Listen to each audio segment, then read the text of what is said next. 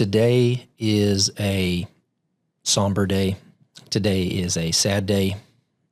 It's a dark day, and it is a day of reflection.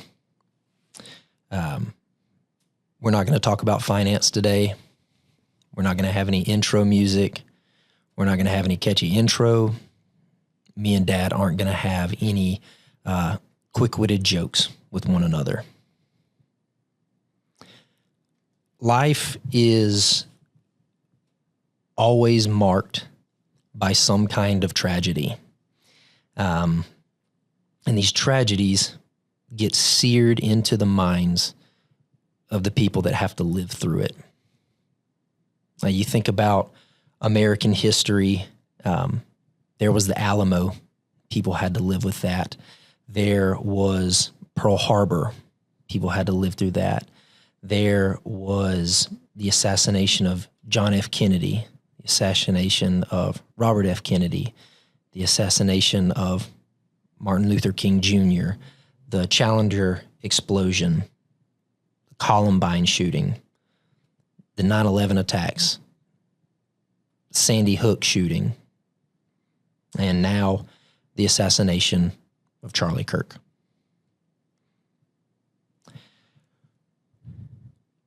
Where were you 24 years ago when the world stopped turning? I remember where I was. I was young. I was very young. I was in first grade. I was at school, Orangeburg Christian Academy. That's where I was. What were you doing? What were your plans for the day? What were your plans for the weekend?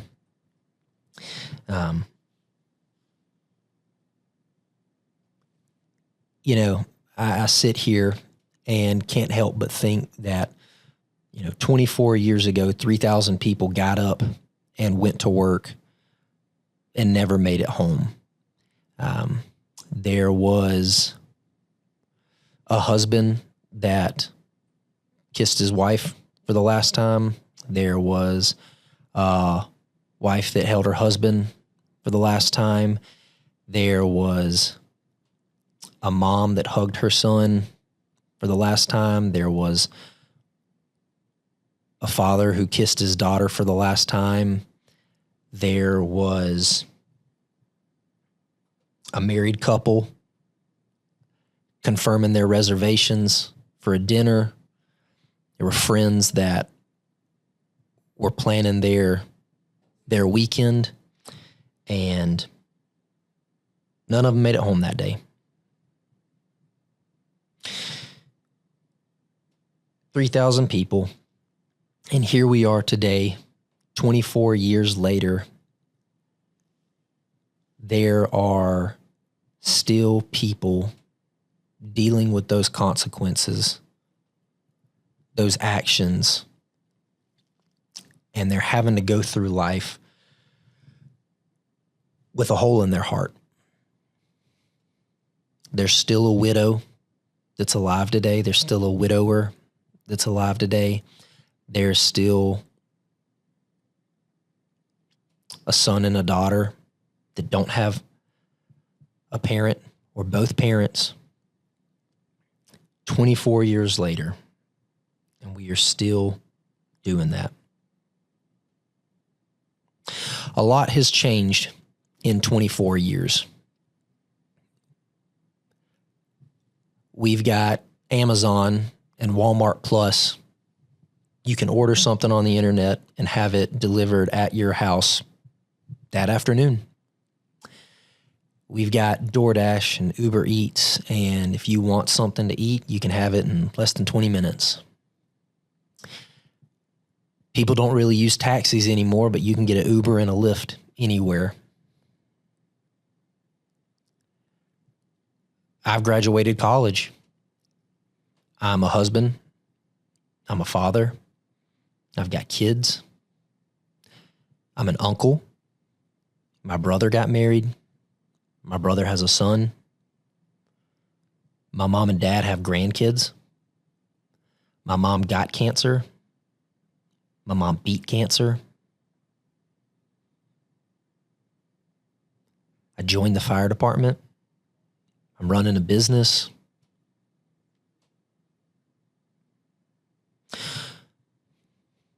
A lot changes in 24 years, and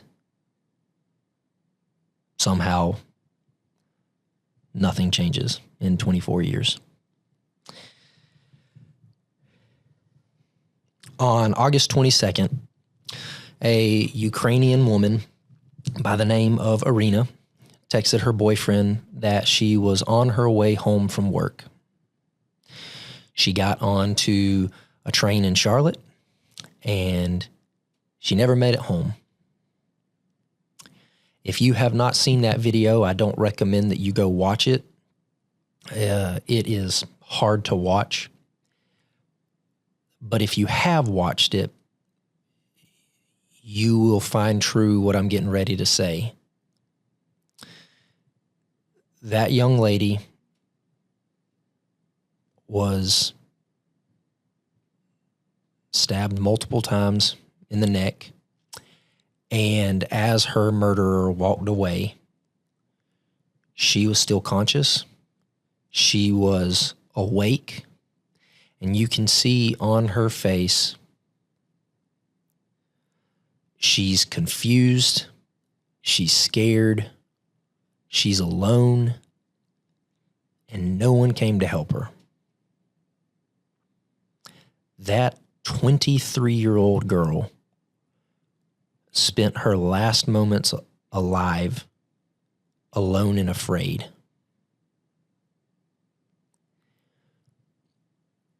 I am married to a woman not much older than her. I have girls, 2 girls and a third on the way, much younger than her. As a husband and a father, you cannot see something like that and not have something break inside of you. I can't imagine if that would have been my wife or my daughters spending their last moments alone and afraid.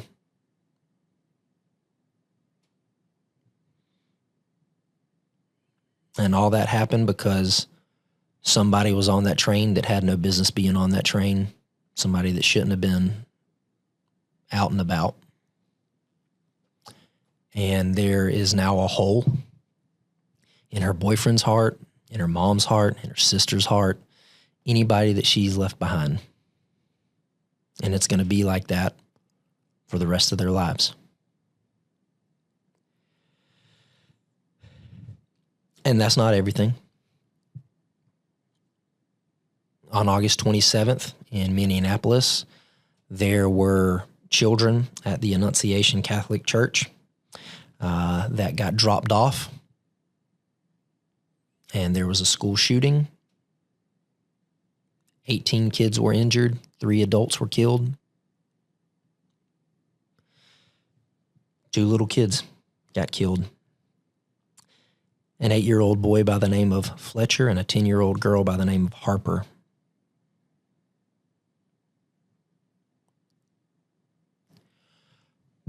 Fletcher and Harper's parents probably got them up that morning and made them breakfast, oatmeal, cereal, bacon and eggs, whatever, for the last time. They dropped them off at school for the last time. They probably exchanged words like they have 100 times already. Have fun at school, learn something. I'll see you in a couple hours. I'll pick you up. Mom will pick you up.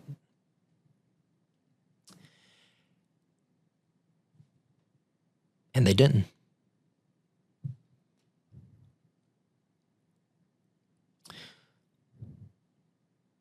All those kids were somewhere they felt safe, somewhere they felt protected, somewhere they were watched over, somewhere they were educated.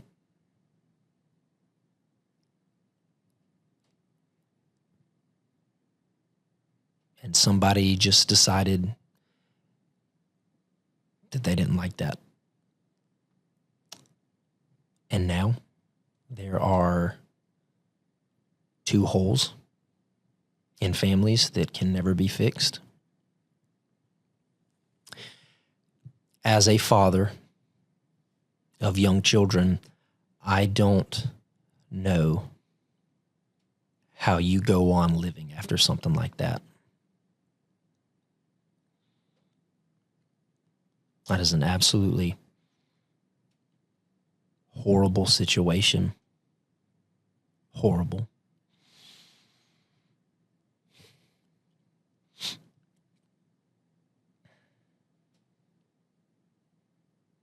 Those 2 kids were taken out of this world with their whole lives ahead of them. So much potential, so many dreams.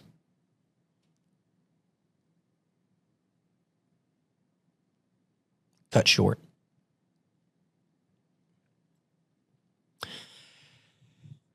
And just yesterday, there was another school shooting. Evergreen High School in Colorado. We had a gunman open fire, wounding 2 people.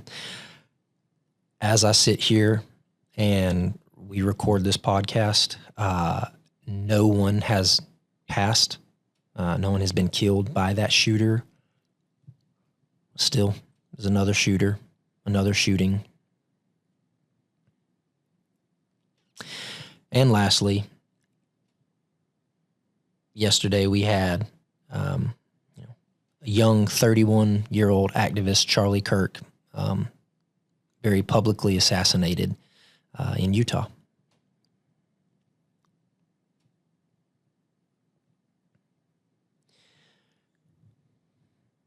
Charlie Kirk now has a widow and 2 fatherless children.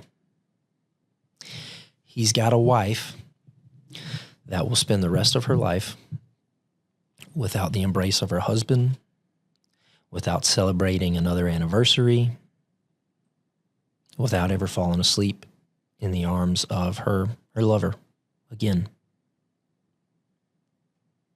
He's got a son that's going to grow up never going to play catch with his dad. He's never going to wrestle with his dad. He's not going to be ushered into manhood alongside his father.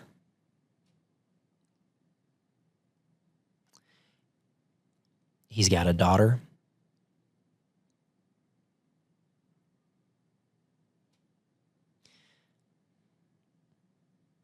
And the daughter will never feel the love of her father.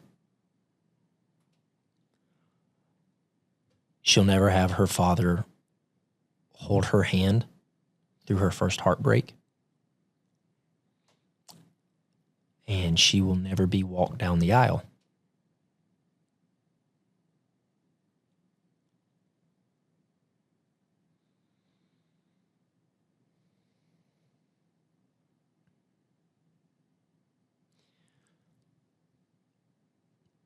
A lot has changed in 24 years.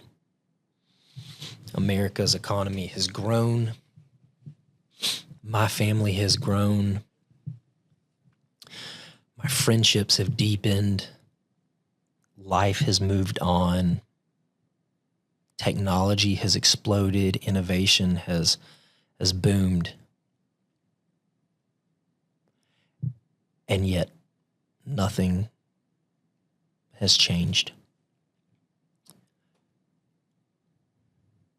Evil is still alive and well.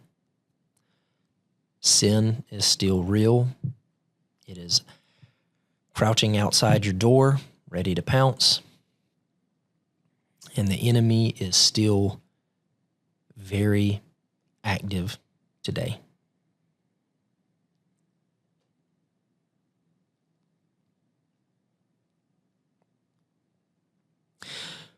My Christian worldview forces me to live in the realm of reality and call things what they are and see things for what they are. Charlie Kirk was assassinated. School shootings were mass murders. The 9/11 attacks were terrorist attacks. It was all evil. It was all sin. And it was all wrong.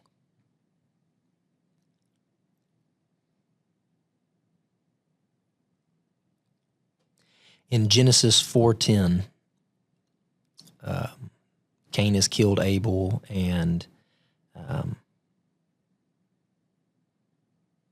Lord speaks to Cain and says, your brother's blood cries out from the ground, wanting justice.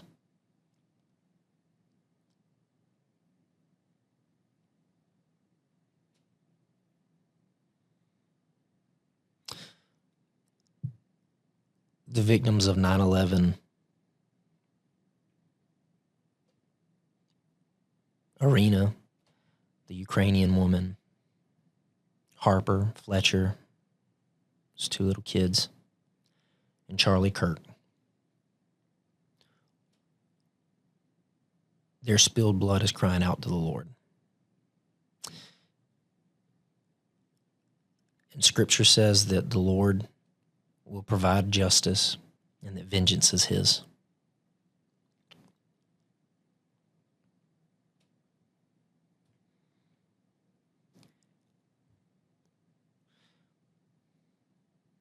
This is not where I thought that we would be today in this country.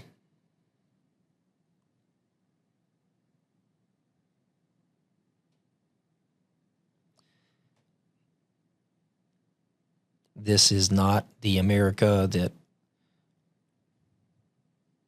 I love. This is not the America that I want my kids to have to grow up in.